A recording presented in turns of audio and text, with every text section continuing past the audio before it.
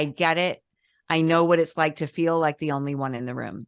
And I thought, oh, Black people are going to get this, right? Because we are often the only ones in the room. Yeah. But it was people from all races, from all over the world, all ages, all creeds, all, sexual orientation, like everybody across the board understood what this felt like. Happy Sober Day, friends. Welcome to the Sobriety Diaries. My name is Nate. I am a grateful recovering alcoholic 7 years from my last drink. The Sobriety Diaries is a video podcast where we share powerful stories of recovery told by those who lived them. Check us out at thesobrietydiaries.com for all things podcast related. And for all our video interviews, head over to youtube.com/Nate Kelly. Also, please share this podcast with just one person in your life who may still be struggling. You just never know what they may need to hear today. Recovery is possible. Oh, I am so excited for today. I'm a little nervous. I'm a little inspired. Oh. Today, we have podcast host, producer, writer, contributor to the HuffPost and Tempest, now author of Stash, coming out this week, March 7th. And I like to call her a friend of mine, Laura Cathcart Robbins. How are you, my friend? I am so good, and I'm so happy to be here and really happy to see my book in your background. That is so dope. Thank you for having me on the show. We were first introduced to one another on your show, which I had a blast doing. I was humbled to be in your presence. Such a good episode, by the way, of The Only One in the Room. I definitely listen to it. Yeah. I still get DMs and people that find their way to the Sobriety Diaries through The Only One. So grateful for that. Great. And I think it's still out there making a difference. So super humbled by that as well. I guess since we kind of started on the podcast foot, I know The Only One in the Room isn't sobriety specific, but I think it definitely has a layer of recovery surrounding some of the stories. I'm curious where the idea came from and how it's progressed to this amazing show that it is today. Oh, well, thank you for asking that. I love to talk about the podcast. It is, it's called The Only One in the Room. You mentioned HuffPo. It actually started from a HuffPo article that I wrote in 2018 about being the only Black person at a 600-person event. And I wrote the article. It immediately went viral. Within the hour, I had just an influx of direct messages from people who were basically saying, I get it. I know what it's like to feel like the only one in the room. And I thought, oh, Black people are going to get this, right? Because we are often the only ones in the room. Yeah. But it was people from all races, from all over the world, all ages, all creeds, all, sexual orientation, like everybody across the board understood what this felt like. So Scott Slaughter, who is my boyfriend, producer, and co-host, but at that time he was just my boyfriend, and we just kind of put our heads together, and I said, would you want to do this podcast and tell these stories? And we just kind of felt our way through the beginning. We launched in April of 2019. And you're right, we're not a recovery specific podcast, but Scott and I have both been sober for a little over 14 years. We are ensconced in the recovery world. So, the things that I write about the most and that we talk about a lot on the podcast are race, relationships, and recovery. The 3 R's. Yes. And so you'll find a lot of episodes that have to deal with those 3 things. It's such a powerful concept, The Only One in the Room. And, you mentioned different ethnic backgrounds and sexual orientations. I can relate to that, being a gay man and sort of scanning the room, sort of trying to find your people or your safety. I think safety doesn't automatically come when you enter a room when you're a minority. And I think that if you're looking around trying to find your safety, that makes so much sense. Noticing that you are the only one in the room. Yeah. I actually just did a TEDx talk that's called Confessions from the Only One in the Room. And Hmm. it is about just that thing, walking into a room and counting the people of the non-dominant culture. Yes. And I do that automatically. I've been doing it since I was 7 years old. And I was told to by my parents, like, look for your people when you go into a room, because that is your safety. Oh, that reminds me, I just saw you on TikTok and you Yeah. told a story of your father sending you on a trip. And I think it Yes. relates perfectly to that. Will you retell that story? My parents split up when I was 4, so I was visiting my dad. I think I was 6 going on 7 then, and I he lived in Florida and we lived in Cambridge, Mass. So I was leaving him. He was saying goodbye to me, and it was my second time flying by myself. The first time had been on my way down there. And this was 1972, so there were no cell phones. There was no, there were wall phones, there were landlines. There Right. was no way for them to communicate with me once I got on those planes. And so my dad bent down and he looked at me and he's like, look, Laura, listen, if you're ever in trouble, always look for a sister, and meaning a Black woman. Because the airports were full of white people, the airplanes were full of white people. They had grown up in Jim Crow Mm. segregation in Chicago and had very difficult experiences, very challenging experiences as Black people. My dad was a doctor, is a doctor. My mom is an artist. They were the same then. And they just wanted me to be safe, and they were trying to navigate this as young people. They were in their 20s, Wow. when I was a kid. And so that's what I did. He put me on that plane and told me to look for a sister if I ever got in trouble. And I always have ever since then. It's kind of fascinating how that turned into this habit that remained with you throughout your life and now has Yeah. developed this not only career path, but aspects of your personality. I think it's beautiful. Yeah. Thank you. Thank you for that. Yeah. Well, on these sobriety diaries, we talk a lot about our own personal journeys through addiction and recovery. I don't like to focus tons on the negative and the ugly and the bad Mhm. because I think it's more important to focus on the good and the recovery side of things. So Yeah. I definitely want to hit on your personal journey. And I know we share some 12-step work in common, but I guess if we could start perhaps with what led you to seek a path of recovery, and if you want to relate it to the path of the book or however you want to tell your story, I would love to sort of start there. Yeah. Well, thank you for asking that as well. That actually does relate directly to Stash. I wrote Stash in a really sensorial way, so that basically I drop you into my body Mm. at the beginning of a 10-month period. That's what it covers, is 10 months of my life in the year 2008. At the beginning of this time, I'm filing for divorce. I'm deep into a pill and alcohol addiction. I'm PTA president. I've just been asked to join the board at my children's very, very posh independent school. I am, the Black representative in most of the white spaces I inhabit. So I have this idea that I need to be excellent in all of it because I'm representing all Black people at school and in my tennis lessons and at Barney's where we're all shopping. It's like, Right. it's a very privileged life. And I am often the only Black person that any of them kind of, the people that I'm surrounded with, that they socialize with. So I have all that going on, and I was in a high profile marriage, and that was ending quite painfully. And my solace at the time was that I could check out at night with drugs and alcohol, that I could get through these days, which were just like we were talking about before the interview started, very packed days where I had to, very performative days where I showed up for people, Mm.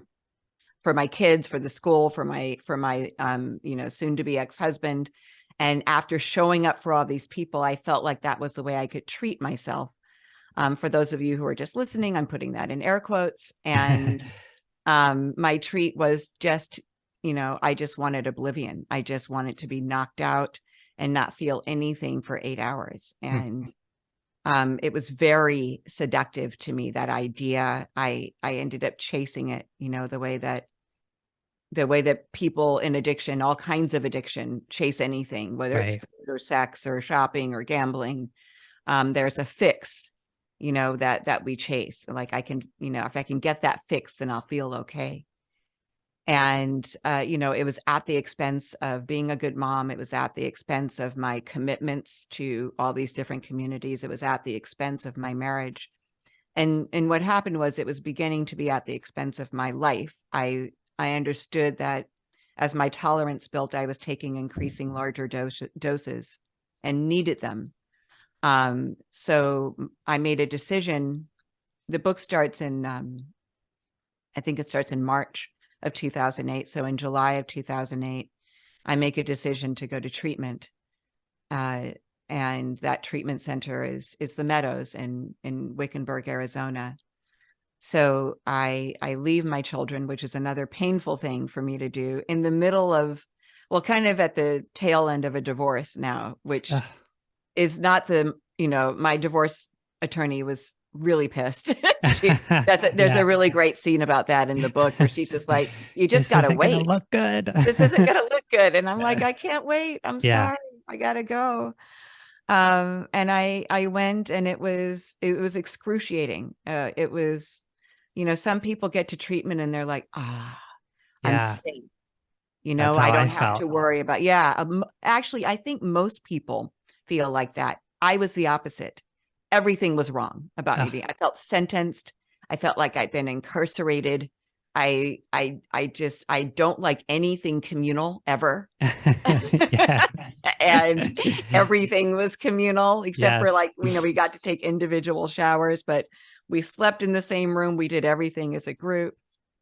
And so I just didn't like it. I endured the 30 days that we were there. The bright spot of which was, of course, I met Scott, who I talked about at the top, being my boyfriend, producer, and co-host. I met him the hour after I checked in there. Wow. And and that was, we were, I don't know why I feel like I need to say this, but I think I do for people in the recovery community or for people who are just getting sober. We were not a rehab hookup. That was like not our story. We were friends there, and we ended up getting together after we both left and returned to our respective cities. But while we were there, he saved my life. He made it so that I could stay there. I wouldn't have been there. I wouldn't have stayed if it weren't for him. That's divine intervention or whatever you want to call it, but right place, right time. I mean, we hear about these sort of spiritual events or things that perhaps we wouldn't have recognized as such, or perhaps would have floated past us if we were still in active addiction. But I think the awareness comes with being sober, but that is one of those moments, man. You can't deny it. No, it was, Scotty calls them spiritual breadcrumbs. Like you're on the right path. Yes, you're on the right path. Oh. When it looks bleakest, then there's something like that, right? That allows you to keep moving through. Because doing the right thing is really hard. It is. It's most times not the easiest. No, it's not. You want to do the thing that's most comfortable. Right. Or I do anyway. I want to do the thing that's most comfortable. I rarely want to do anything that's going to take me out of my comfort zone. Right. Yeah. So you said something about almost being performative and I relate to that so much. I look back and it was almost this character version of myself, or I was an actor portraying this version of myself on a stage, and behind a closed door, or when there wasn't an audience, I think is, when the true me came out. But I relate, when you said that performative aspect of it, it just kind of stuck out at me. I relate to that so much. Yeah. And I think that most people, I mean, I won't say most people, but I do think that a lot of people can relate to that at some point in their lives. They put on a mask or a performance, or they pretended to, or they've gone along with in order to fit in, be liked, not make waves, get a promotion, like all that, get the job, like all these things, or get the guy or get the girl or get the they. Yeah. But just to set aside some aspect of themselves in order to accomplish something. And I think our society, supports that. I mean, I don't know. I don't think our society supports that. Obviously it does. They support that. Yeah. Yeah. For Hello, sure. plastic surgery. Yes, So, amen. right. Just the pressure. So, yeah, I'm not surprised you resonate with that. I think that, like I said, I think a lot of people do. Within this sort of high profile relationship and coming out of it, did you think that there was extra pressure? Or, I mean, I'm sure it just made it that much more difficult, right? I mean, yeah, I don't have another divorce to compare it to, but yeah, I felt for me, and let me also preface this by saying this is a very personal book. I give you very personal details about my life and what went on, and yet I'm a very private person. Like, I'm not the kind of person, like my closest friends now don't know a lot of intimate details about my relationship with Scott. I just think that some things are better kept, I agree. private.